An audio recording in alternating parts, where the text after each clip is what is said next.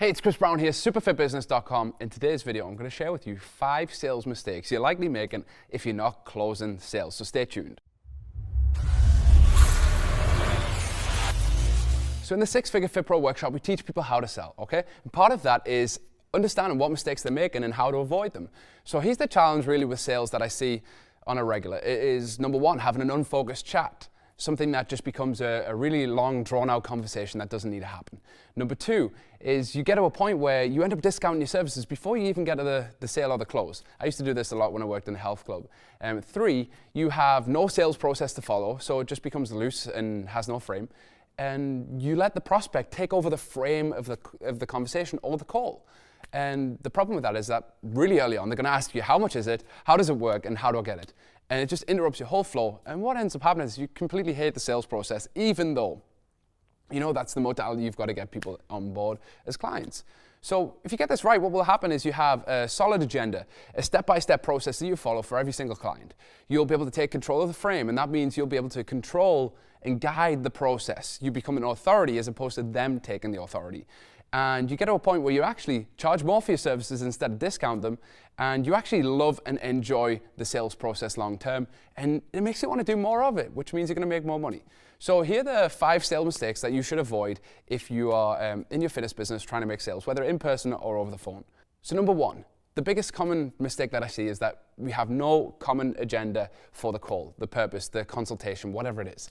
You are here, the prospect is here, and they have their agenda, you have their agenda, and there's no common interest. So what ends up happening is that they come here thinking it's a free session, you go there thinking it's a sales appointment, and you get to the end, you get to the close, and it becomes awkward. And like often, as I mentioned before, they'll take over the whole entire frame of the conversation, and it ends up being a complete mess. You walk away with a handshake and a thank you. Sales mistake number 2, solving clients' problems and fixing them in the consultation when all you should be really doing is diagnosing. And this is common, it happens a lot, especially with passionate coaches who know how to help people. Sometimes you just got to bite your tongue, because actually helping and solving problems in the consultation, it will inebriate that person from moving forward. It will stop them from taking action because he'll feel semi-fixed. So you want to avoid doing that at all costs. Number 3, and we've mentioned this before, allowing the prospect to control the frame. So we call this in Mastermind Lead becoming the alpha papa, taking control of the call and making sure that you're in control the whole time.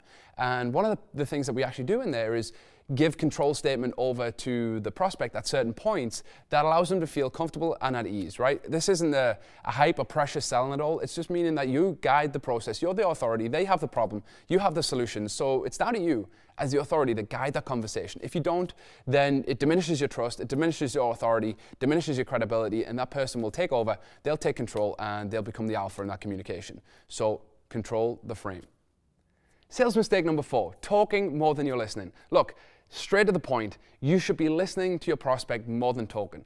It is your job as a trusted advisor to ask probing questions that will let them spill out whatever's inside of them so that you can understand, you can put it into a clear plan, and you can relate it back to them. The person who wins the sale is a person who can build rapport and build trust quick.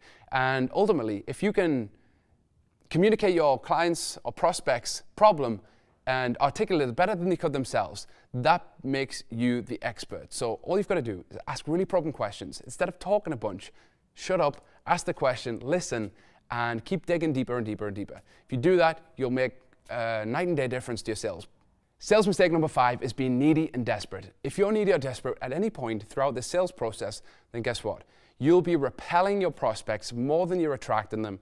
And the more you push, the more they repel, and the more salesy or pressure you put on top of them, the more their BS radars come up. And ultimately, you've got to understand that you have to be an authority. You have to position yourself as an authority. Authorities do not pressure or push people into sales. So stop being needy and desperate. Detach from the outcome. You don't need the sale. They need your help. That's why they're there. You're not there to make the sale. You're there to help and serve. And at the end of that, you make an offer for your program. So I'd love to know, guys, which of these mistakes have you been making in your business? I'd love you to comment below, like the video, share it with your buddies, and let me know, what have you been making as a mistake? Chris Brown, superfitbusiness.com. Take care. Bye-bye.